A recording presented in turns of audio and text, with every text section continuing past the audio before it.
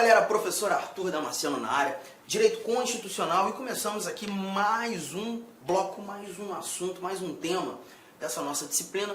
Nesse nosso bloco a gente começa a trabalhar os chamados princípios fundamentais. É o primeiro título da nossa Constituição, é um estudo tranquilo, e nós iremos andar pelo artigo 1º, do artigo 1º ao artigo 4º da nossa Constituição, sendo mais preciso. E aqui nós iremos encontrar os chamados valores estruturantes, né, e basilares de toda a nossa Constituição.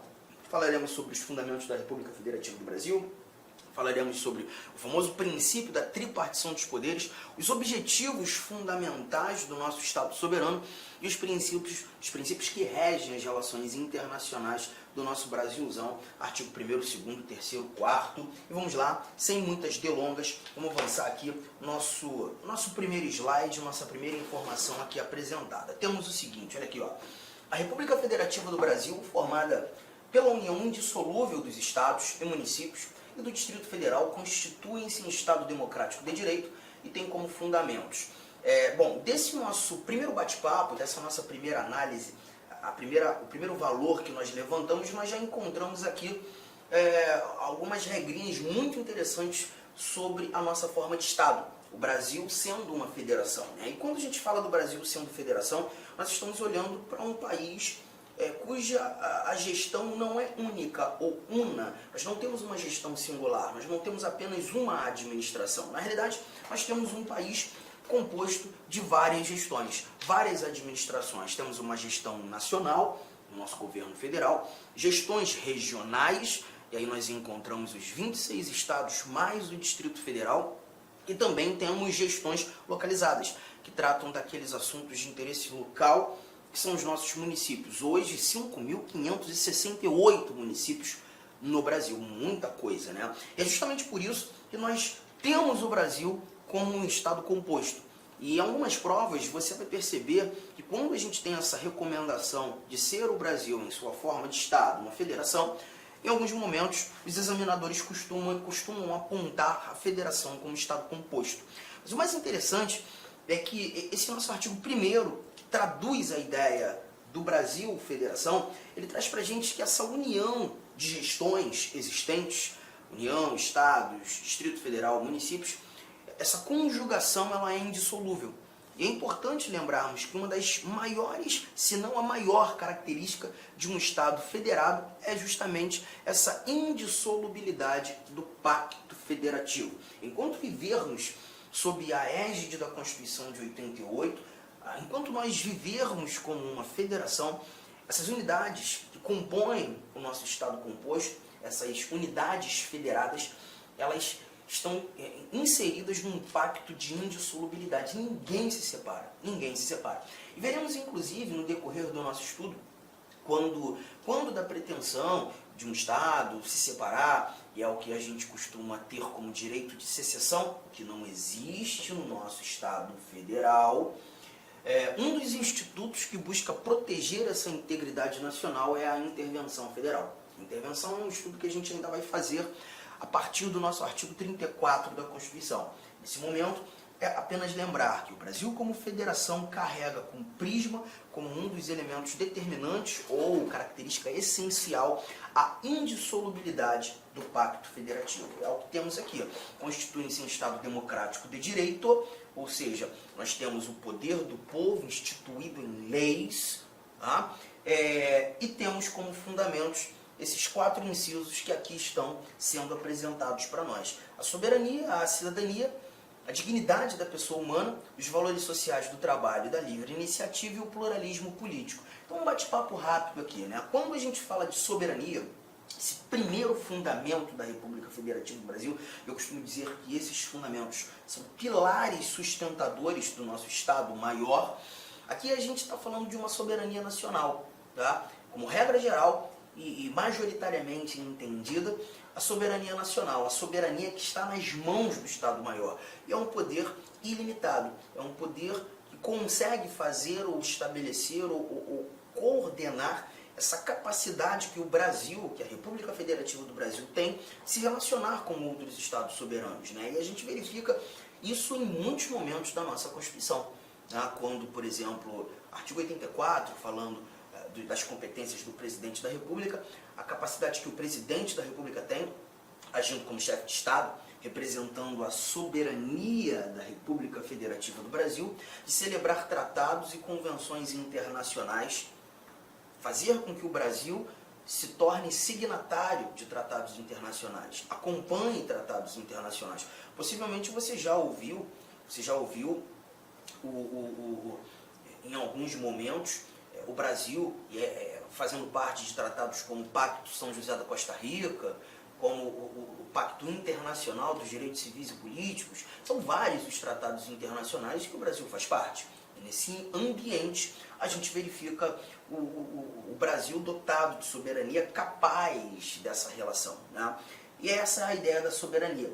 Mas parte da doutrina também costuma apontar essa soberania como a soberania popular, poder do povo.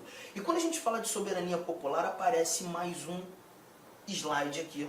Eu já vou pular do nosso primeiro fundamento, a soberania, ao parágrafo único que diz: todo poder emana do povo, que o exerce por meio de seus representantes eleitos ou diretamente nos termos desta Constituição. Então aqui a gente já faz um primeiro grifo, porque quando a gente percebe que todo poder emana do povo, a tal da democracia, poder que é nosso, esse poder ele é emanado por meio dos nossos representantes eleitos, primeiro grifo, mas também verificaremos um poder sendo emanado de maneira direta. Então a gente tem uma emanação indireta de poder e uma emanação direta de poder. Nós emanamos direta e indiretamente o nosso poder. A ideia da emanação indireta faz com que entendamos a chamada democracia representativa. Democracia representativa. Assim como quando emanando o poder de maneira direta, uma democracia participativa. Arthur, você pode me dar exemplos dessas emanações, dessa democracia representativa e dessa democracia participativa? Claro. A democracia representativa é aquela que a gente visualiza o tempo todo, né? Os nossos representantes eleitos, deputados, senadores, articulando projetos de lei, fazendo com que esses projetos de lei se tornem leis. Aqui nesse momento nós estamos verificando a chamada a democracia representativa. Os nossos representantes eleitos tomando decisões em nome do povo. Já a democracia participativa, eu acho que o elemento primordial, o primeiro que nos faz entender a democracia participativa é quando a gente verifica o voto, né? O voto, esse instrumento que temos, garante a nossa participação na estruturação da vida política do Estado. O voto é, sem dúvida alguma, um instituto de democracia participativa. E não apenas o voto. Quando nós também estudarmos direitos políticos, é um assunto que a gente vai começar a desbravar. Quando chegarmos ao artigo 14, nós iremos falar do plebiscito, nós iremos falar do referendo, nós iremos falar da iniciativa popular. Posso rapidamente sintetizá-los e entender que tanto o plebiscito quanto o referendo são participações populares, diretas, que buscam ali ou fazer com que um ato normativo seja criado ou, inclusive, referendar um ato já criado. Muitas vezes, quando, por exemplo, não apenas o Congresso, tá? Mas, por exemplo, o Congresso Nacional tem a pretensão de criar uma lei ou alterar legislação, ou até mesmo, quem sabe, alterar a nossa Constituição por meio de emendas constitucionais, em alguns momentos seria possível em que o povo fosse consultado, o eleitorado fosse consultado. Essa consulta, eleitorado, permite ou não, desejam ou não, com que criemos a lei, com que alteremos a lei, com que façamos alterações na Constituição. Essa pergunta é feita, essa consulta popular é feita. E essa consulta prévia ao nascimento do ato normativo, prévia à criação da lei ou alteração legal, ela é chamada de plebiscito. E a nossa fala, a nossa resposta acaba sendo determinante para a criação de um determinado ato normativo.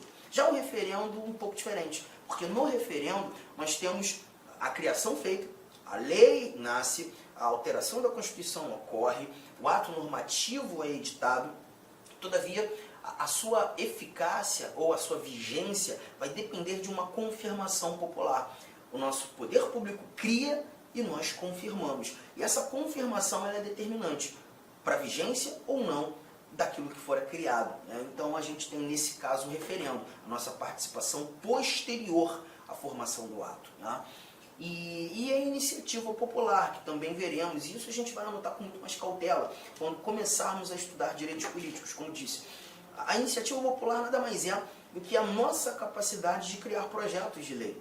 Criamos projetos de lei e apresentamos esses projetos de lei ao Poder Legislativo, em busca de fazê-lo se tornar uma lei. E aí a gente está falando da iniciativa popular, emanação direta de poder. Mas quando a gente visualize o que é mais importante aqui, já que estamos tratando de princípios fundamentais, que é um tópico bem abrangente, bem amplo, né? A gente não especifica ainda as informações, quando da conjugação dessas duas facetas da democracia, a democracia representativa, a democracia participativa, chegamos a classificação de uma democracia semi-direta. Então toma cuidado, que a democracia brasileira ela não é tão somente direta, ela não é tão somente indireta, ela deve ser chamada de democracia semi-direta. É isso que a gente retira desse nosso parágrafo único, essa capacidade que temos de emanar o nosso poder, porque o poder é nosso, de maneira direta, de maneira indireta, sintetizando o que chamamos de democracia semi-direta. Tamo junto? Tranquilo? E, como disse, essa é nada mais que uma das orientações a esse primeiro fundamento. Fique tranquilo que nas provas, ou o teu examinador trará a primeira conotação que fizemos, ou a segunda. Em momento algum ele te colocará em xeque, porque são duas informações corretas, tá? Cidadania. Cidadania se confunde também com o que a gente chama de nacionalidade, e é importante você dominar essas diferenças, né? Porque quando a gente fala de nacionalidade, não está aqui, a nacionalidade é justamente o vínculo jurídico-político que liga você ao Estado soberano.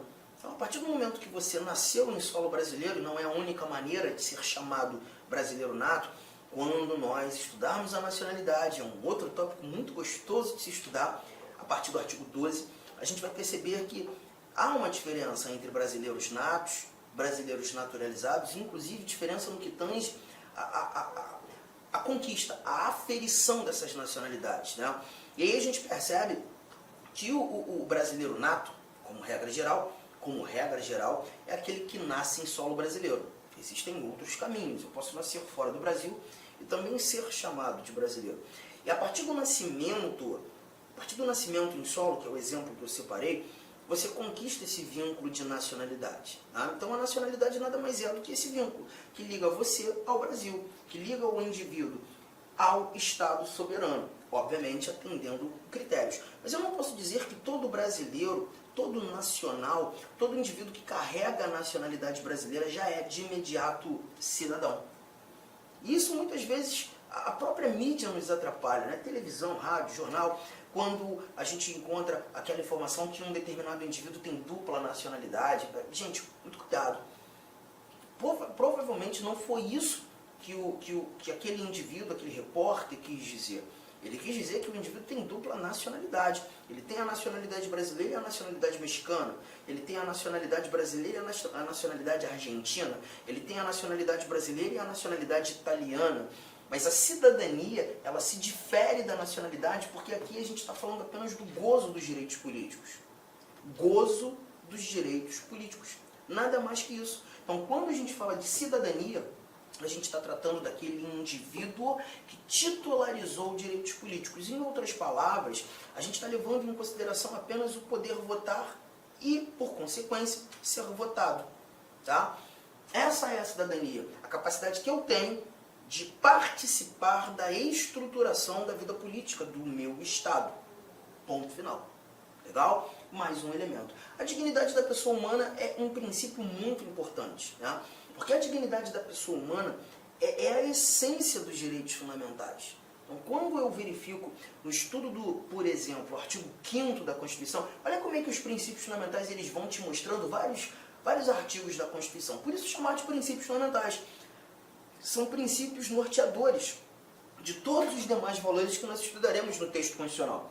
Então, quando a gente fala, olhando para o artigo 5º, onde nós encontramos os direitos e deveres individuais e coletivos, a liberdade de locomoção que temos, a liberdade de credo religioso que temos, a liberdade de expressão que temos, direito de reunião, direito de associação, direito de propriedade, direito de herança, dentre vários outros direitos, todos esses direitos têm como essência a dignidade da pessoa humana.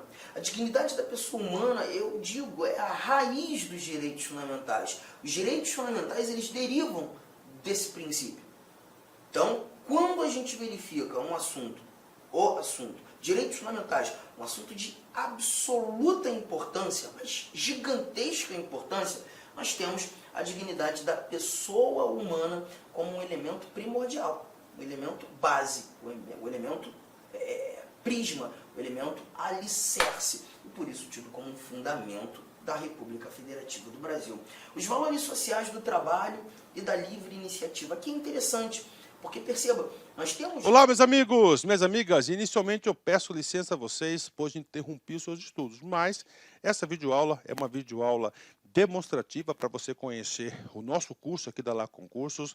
É um curso 100% focado no concurso da Universidade Federal do Rio de Janeiro para o cargo de assistente em administração. Cara, um curso muito competitivo que eu tenho certeza absoluta, se você seguir as nossas orientações pedagógicas, se você assistir as nossas videoaulas, prestar bastante atenção, você vai ter reais chances de aprovação. O que você estuda vai ser aquilo que vai ser cobrado na prova. Professor, quanto custa, professor, o restante dessa videoaula e muito mais, né? Você apenas R$ 39,90, R$ 39,90 você vai ter esse curso aí, que vai ser um divisor de águas, né, para o cargo de assistente em administração, de acordo com o edital 491. Dá tempo de estudar? Sim. Curso 100% EAD, nós temos uma metodologia, o nosso site não joga somente as aulas para vocês, nós orientamos que os alunos estudam via o Personal Coach, que é o cronograma na qual eu produzo esse cronograma para vocês.